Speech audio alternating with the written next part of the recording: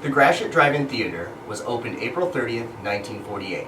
Located in Roseville, Michigan, it was one of the largest and most elaborate drive-in theaters of its time. From pony rides to waterfalls, this attraction truly had it all. Listen in as Bob and Marilyn Beelat recall their memories at the Gratiot Drive-In as teenagers and young parents in the 1950s and 1960s. I remember the Gratiot Drive-In from my early days when I was a young child, and I had a great uncle that had a cottage out in New Baltimore. So every Sunday, my parents would take us out. We would drive out to New Baltimore, and we passed the Gratiot Drive-In Theater. And it was always a big thing because they had the waterfall on the outside with the water coming down, and so it was always very memorable. And then at night they would have lights on the waterfall, so it kind of looked like Niagara Falls. It was a unique attraction.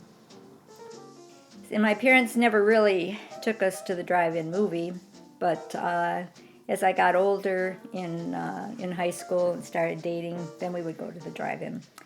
And then as I got married and had a family, it was a good place to take the kids because it was a family event. You could make your popcorn before you left home and take a cooler with pop, so you didn't have to spend a whole lot of money, on going to the concession stand. And they had a nice playground where the kids could play. They had ponies where they could ride around in a circle. So we'd put the kids in their pajamas and take them to the movies, and it would be light out yet because it didn't get dark till later, and the movie couldn't start till it got dark. So then the kids would go and play, and then when the movie started, they'd all come and get in the car, and we'd have our popcorn and pop, and eventually they'd fall asleep, and then we'd drive home and put them to bed. And at that time, the movies were more family-oriented, where you didn't see a lot of, fighting and sex and things like that, so it was safe to take your kids to the movies to see the movie. But we always liked the musicals, and like A Summer Place is one movie that comes to mind, and we always saw at least one movie, coming attractions, a newsreel, cartoon, and they would always sing the song, "Let's all go to the..." How did that song go? Let's all go to the movies. Yeah, that's how it was. Let's all go to the movies. Let's all go to the movies and have ourselves a treat. Yes. Let's all go to the lobby. Let's all go to the lobby. Let's all go to the lobby to get ourselves a treat.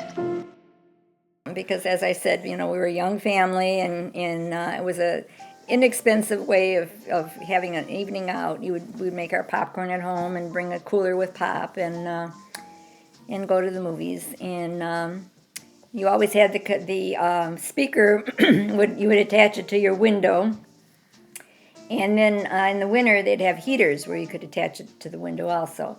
And it was always entertaining to watch some people that would pull away and forget that they had their the microphone still on the speaker still on their window, so they would pull away and rip it right off the pole, and so that was always another form of entertainment.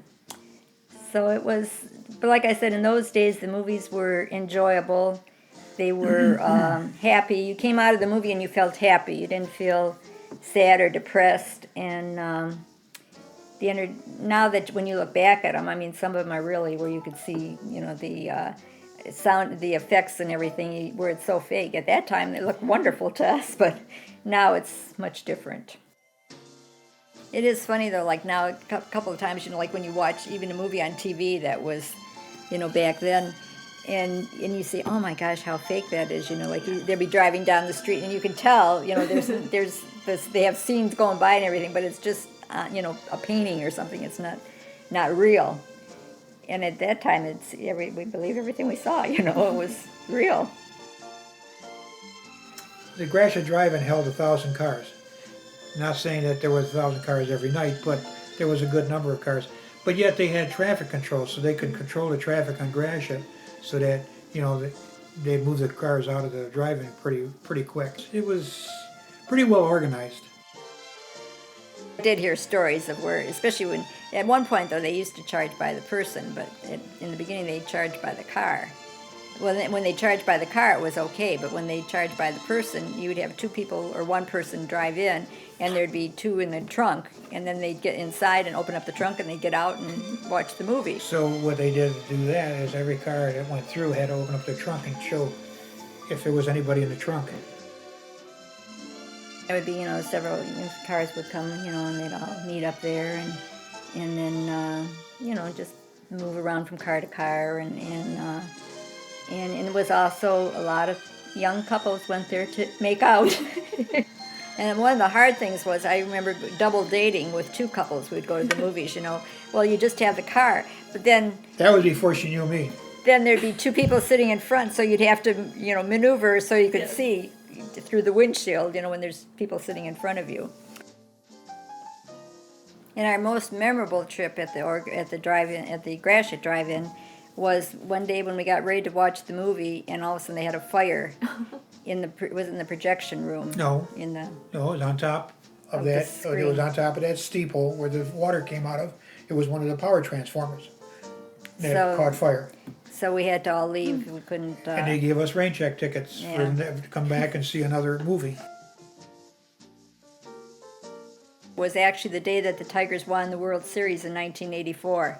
They demolished the Gratiot Theater, which was the end of an era, and I think a lot of it had to do with the fact that, like I said, it wasn't that profitable for them, because especially at a time when they'd let the whole car go in for one price. And then, like I said, people brought their own snacks and stuff, so they weren't making money on the concession stand. So that's probably what caused a lot of the, where they had to finally get rid of them. And then, of course, the property, too, was very valuable. And now they've got shopping center there, so I'm sure they got a good price for the money, for the land when they sold it. So It's the sad part about the United States is they tear down their historical monuments. And that's one of them that was a historical monument. I mean, everybody knew when you told them to meet you at the Gratiot Drive-In, everybody knew where the Gratiot Drive-In was.